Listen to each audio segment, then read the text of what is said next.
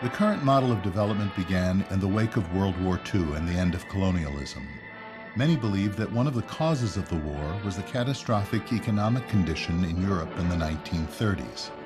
As the war came to an end, leading economists and delegates from around the world met in Bretton Woods, New Hampshire, to create organizations that would help stabilize the international economic system. They formed GATT, the General Agreements on Tariffs and Trade, later to become the WTO, the International Monetary Fund, or IMF, and the International Bank for Reconstruction and Development, known as the World Bank. The goal of the World Bank was originally to help rebuild war-torn Europe, but this role was soon taken over by the Marshall Plan. In Washington, George C. Marshall made known the principles of the plan that was later to bear his name. There's no doubt whatever in my mind that if we decide to do this thing, we can do it successfully. Later, President Truman drove to the Capitol to put the Marshall Plan for European aid before Congress.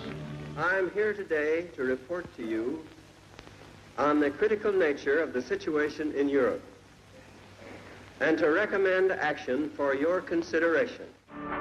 As Europe's war-torn economies began to turn around, many credited the Marshall Plan as playing a key role in jump-starting their growth, and this approach of providing foreign aid became the model for helping the developing world as well.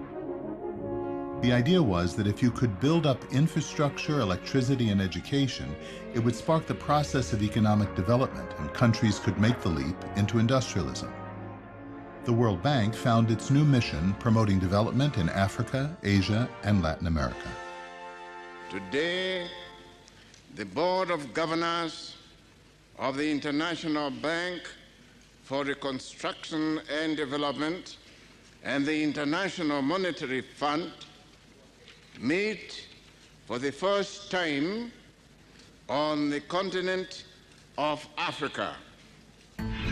Foreign aid, or what's called official development assistance, consists of government-to-government transfers and can take the form of grants or loans. Tax dollars go to governments and international organizations, which transfer funds to governments in the developing world for things like food, infrastructure, and healthcare. The aid may include contingencies requiring recipient countries to implement policies the donor countries deem beneficial. Over time, as foreign aid has expanded, consultants, non-governmental organizations, and charities also receive aid money from governments to implement projects, and will often contract with additional charities and NGOs. Catholic Relief Services receives over 70% of its budget from government money, while in 2012, World Vision received close to $175 million, and the international development firm Chemonics more than $500 million in government contracts. A recent drive for increased foreign aid is the United Nations Millennium Development Goals, with the aim of eradicating extreme poverty by the year 2015. With over 400 proposed interventions, the goals have been endorsed by government leaders, promoted by celebrities, and thousands of charities and universities have signed on. Foreign aid has become the cornerstone for the West's engagement with what became known as the Third World.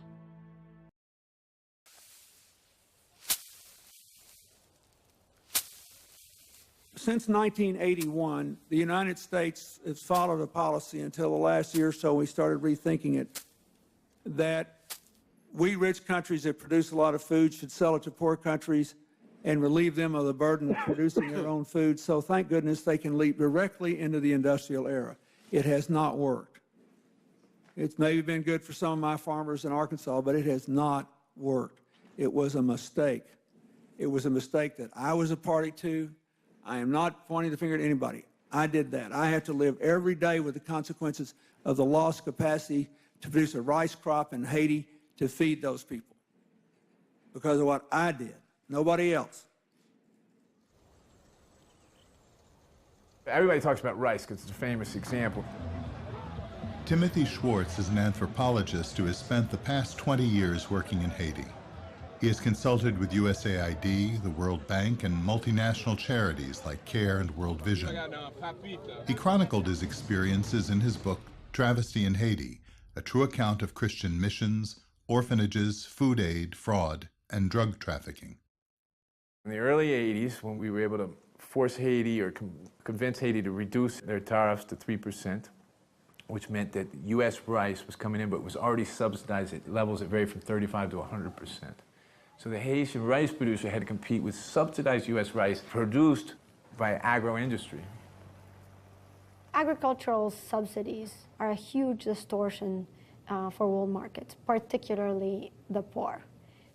They happen because local interests want to protect their markets. And they do that at the expense of other countries that don't have the same power to negotiate the bilateral agreements with large powers like the US. What the companies in the rich countries do is they lobby their governments and say we need to have protection from competitors from poor countries, so they block them out first with tariffs and import duties, and then they ask their government for subsidies so they can produce more. Then they produce a surplus, and guess what they do with the surplus? The surplus goes and is dumped in the poor country. So what we end up doing is destroying the local market and destroying the very companies that we first blocked out of our market. Ça détruit nous net. Ça la cause en pile planté la ça. Après tremblement de terre 12 janvier 2010, tout ça fait sincérité dans mon passé en gaspillage. Et que l'offre récolte là, c'est pas pour même personnellement pour utiliser, pour faire pour le marché. Mais une fois que le marché a saturé, moun pas besoin de manger pour manger. Donc ou même ça c'est perdu tout ça fait pendant l'année ça.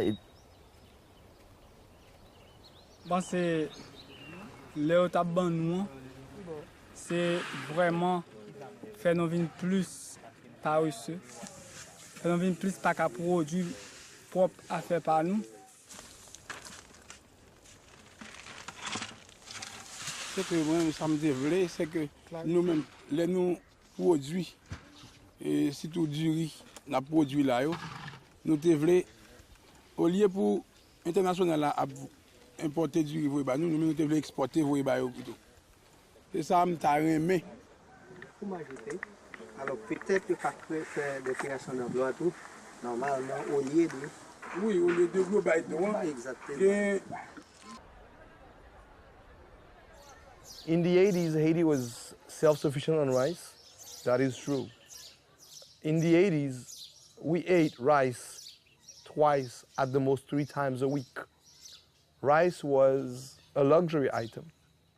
The farmer was producing other and a more balanced nutritional system. That was some sort of a Haitian culture.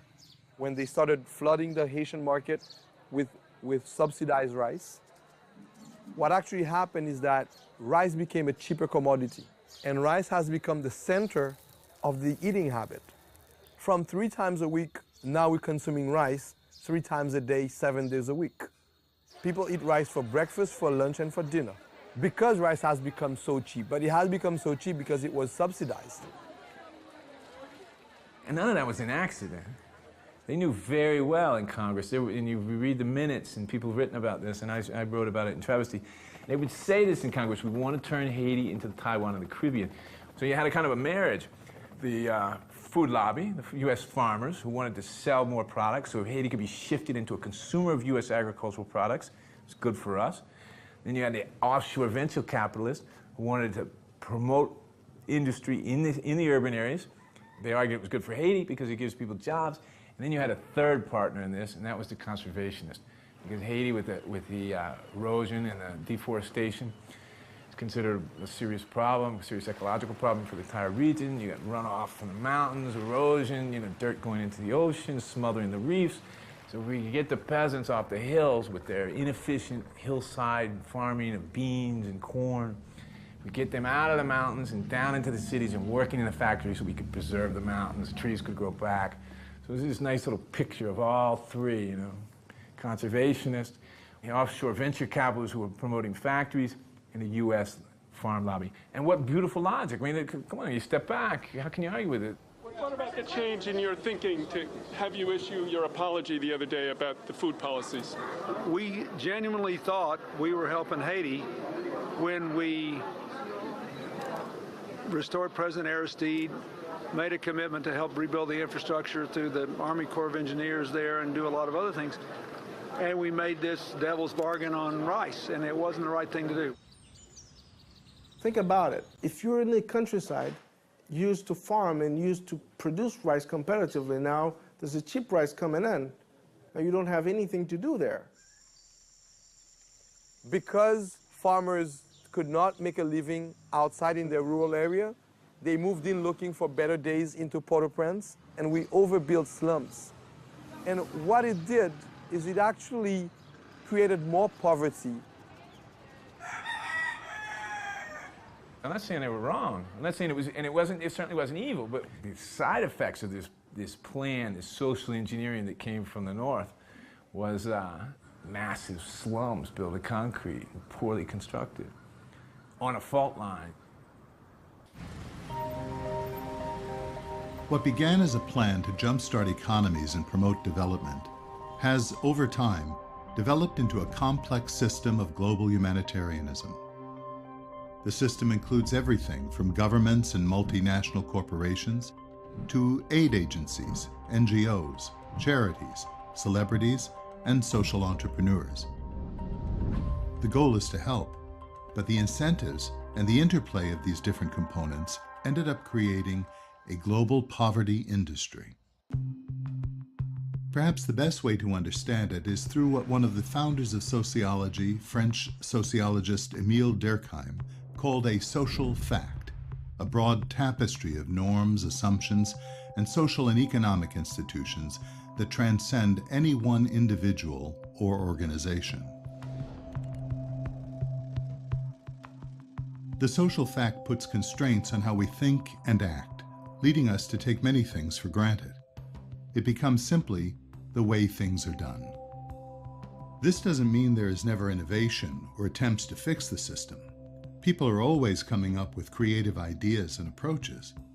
The trouble is that most of the innovation takes place within the assumptions, beliefs, and values of the social fact. At its core, the social fact situates the poor as the other, as objects of charity, rather than as the subjects, the active protagonists in their own story of development. People have the internal capacity to rise out of poverty, but they do so only when they have certain key things many of us take for granted, like legal protection from theft and violence, justice in the courts, the ability to get title to one's land, freedom to start and register a business, and links to wider circles of exchange. The difficulty is that this ladder to prosperity is missing in many places around the world, and the current system creates incentives for governments not to build it.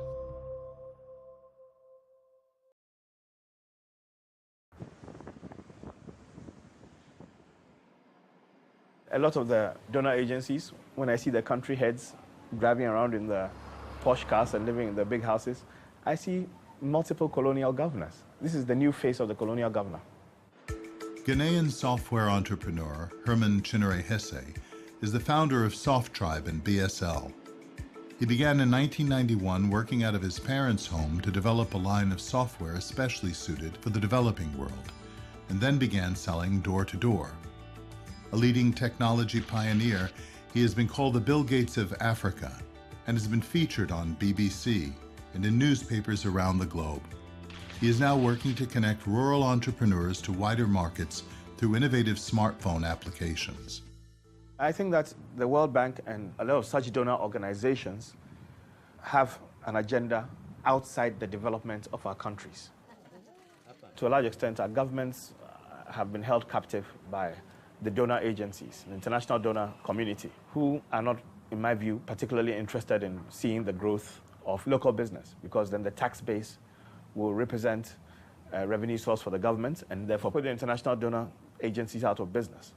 Thank you very much. Thank you for your patience. I have never heard of a country that developed on aid. If you know of one, just let me know. I know about countries that developed on trade and innovation and business. I don't know of any country that got so much aid and they suddenly became a first world country. I've never heard of such a country. So the track is wrong. That track ends to nowhere. There is a school of thought out there that I don't agree with, where indeed people think they owe the poor people to give them money without thinking about how they are going to use this money. Aid leads to more aid and more aid and more aid and less independence of the people that are receiving aid.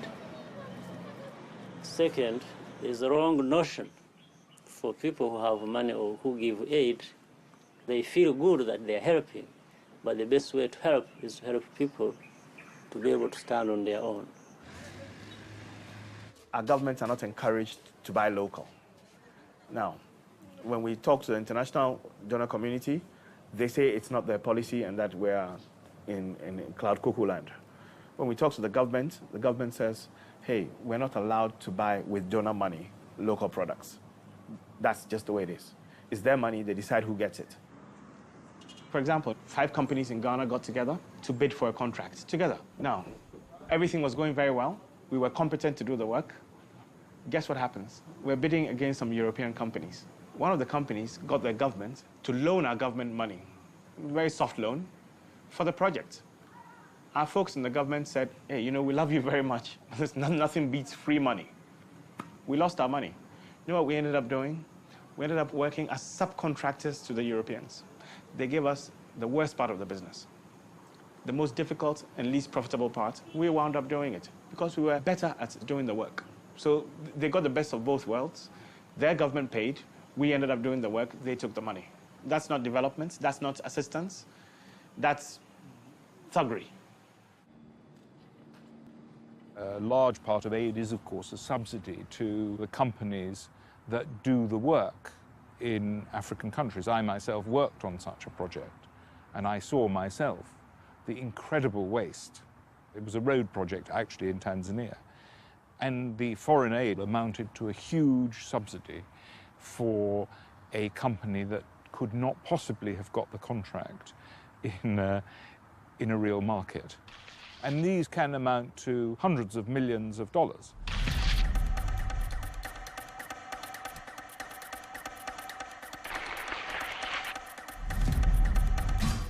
And the so-called foreign aid actually goes back to the people working for the company, and I suppose the shareholders of that company.